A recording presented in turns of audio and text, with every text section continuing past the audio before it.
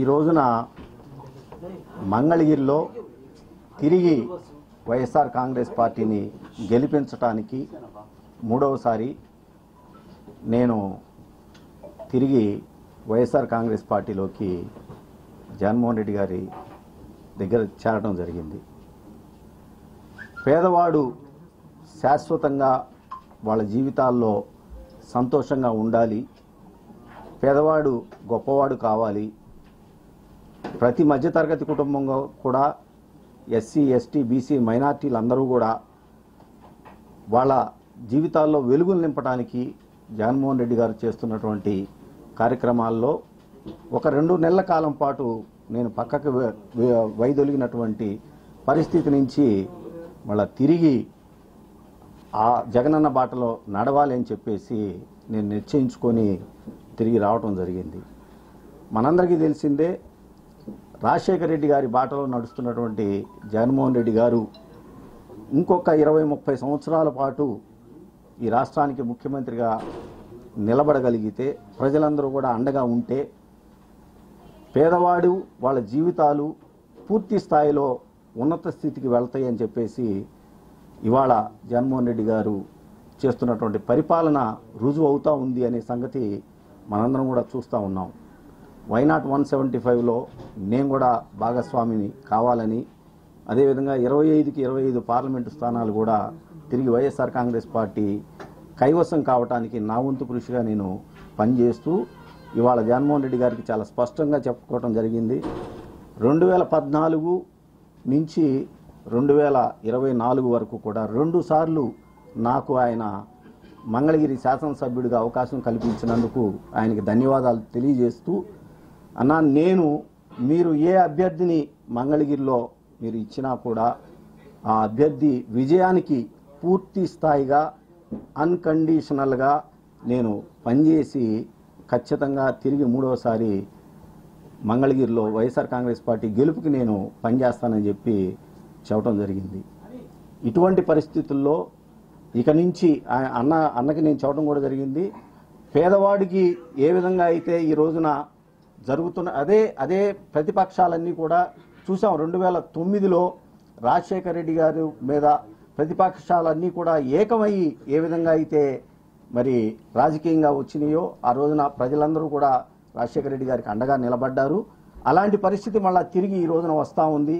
ఈ రాష్ట్రంలో పేదవాడికి మంచి జరగకూడదు, మధ్యతరగతి వాడికి ఎవరు అండగా ఉండకూడదు, మధ్యతరగతి వాళ్ళు ఎస్సీ ఎస్టీ బీసీ మైనార్టీలు ఎవరు కూడా రాజకీయంగా ఆర్థికంగా సామాజికంగా ఎదగకూడదు అని చెప్పేసి ఈ ప్రతిపక్షాలన్నీ కూడా చేస్తున్నటువంటి ప్రయత్నాన్ని తిరిగి ఎండగట్టాలి, వాటికి ఎదురుగా నిలబడాలి అని చెప్పేసి భావిస్తూ జగన్మోహన్ రెడ్డి గారి సారథ్యంలో అన్కండిషనల్గా పనిచేయడానికి, అదేవిధంగా మంగళగిరిలో మళ్ళా చెప్తా ఉన్నాం, తిరిగి 2024లో కూడా నేను వైఎస్ఆర్ కాంగ్రెస్ పార్టీ అభ్యర్థి గెలుపుకి నేను కృషి చేస్తాను, పనిచేస్తానని చెప్పి తెలియజేసుకుంటూ, 19లో ఒక ఓసీ చేతిలో ఏ విధంగా అయితే తెలుగుదేశం పార్టీ నారా లోకేష్ గారు ఓడిపోయారో రాసిపెట్టుకుండి, మళ్ళా 24 ఎన్నికల్లో బీసీ సామాజిక వర్గానికి చెందినటువంటి అభ్యర్థి చేతిలో నారా లోకేష్ గారి ఓటమి ఖాయం అని చెప్పేసి ఈ సందర్భంగా తెలియజేసుకుంటా ఉన్నాను.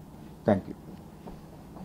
ఓన్లీ మంగళగిరి వరకేనా సార్, ఇంకా మిగతా గుంటూరు పార్లమెంట్కి సంబంధించి నియోజకవర్గాలు అలాగే పొన్నూరుకు సంబంధించి అభ్యర్థి ఎంపిక చెప్తారండి, అది చెప్తామన్నారు. రీజనల్ కోఆర్డినేటర్స్ తోటి మాట్లాడుకొని ఏ నియోజకవర్గాల్లో నేను నా సేవలు పనికి వస్తాయని చెప్పేసి పార్టీ భావిస్తూ అన్ని చోట్ల తిరిగి నేను పని చేయడానికి రెడీగా ఉన్నాను. వర్ధిల్లాలి ఆర్కే గారి నాయకత్వం, వర్ధిల్లాలి ఆర్కే గారి నాయకత్వం, జై జగన్, జై జగన్, జై జగన్, జై జగన్, జోహార్ వైఎస్ఆర్.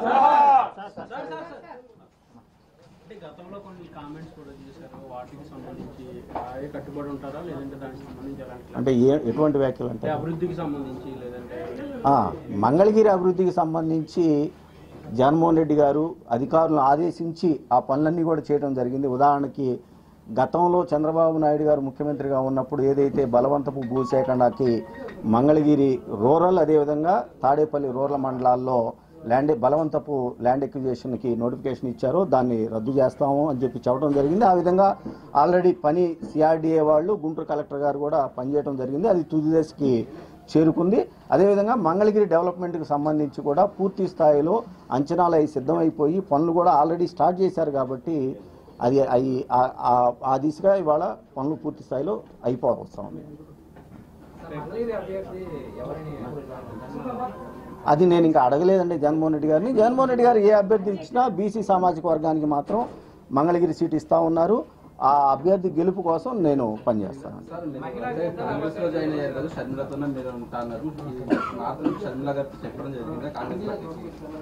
నేను చెప్పలేదు, అదే ఇందాక అన్నానండి. 2009లో రాజశేఖర రెడ్డి గారిని ఓడించడానికి అప్పుడు ఉమ్మడి రాష్ట్రంలో ఉన్నటువంటి పార్టీలన్నీ కూడా ఎలా ఏకమైపోయినాయో ఇవాళ తిరిగి జగన్మోహన్ రెడ్డి గారిని ఓడించడానికి ఈ రాష్ట్రంలో ఉన్నటువంటి పార్టీలన్నీ కూడా ఏకమైనవి. అది జరగకూడదు. ఎందుకంటే పేదవాడు గొప్పవాడు కావాలి, ఎస్సీ ఎస్టీ బీసీ మైనార్టీలు రాజకీయంగా ఆర్థికంగా సామాజికంగా ముందుకి రావాలి. ఆ దిశగా అడుగులు వేస్తున్నటువంటి జగన్మోహన్ రెడ్డి గారికి అండగా నిలబడాలని చెప్పేసి అనుకున్నాం.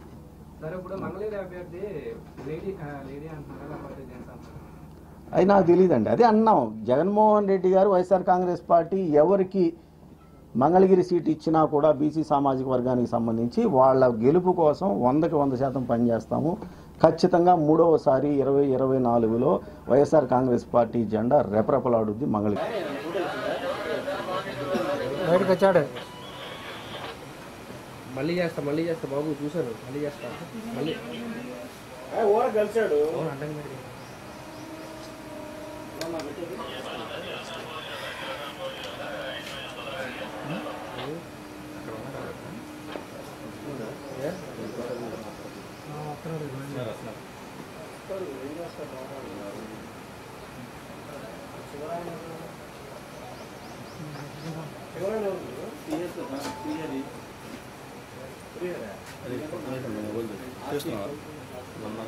దీంతో ఇది అయితే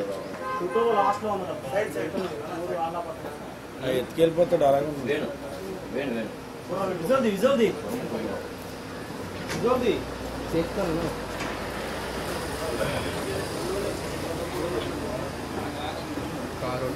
కారు